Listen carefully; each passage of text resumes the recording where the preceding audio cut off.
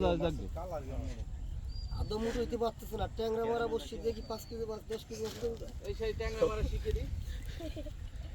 আদম কি সানালের কাছে বসে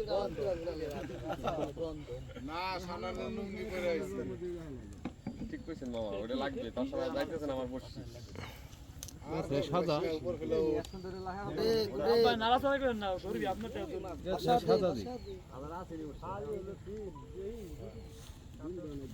খালি লতি সোনালি লাগছে, সোনালি এটা ওই করো না ওর দাগের ভিতরে একটু কোলফোটা ডিম আছে কালকে মাছের হেজিং এর ভিতরে একটু জাল দিবেন, বোর্ডার বানাই দিলাম ক্যাসিং নিডলে তো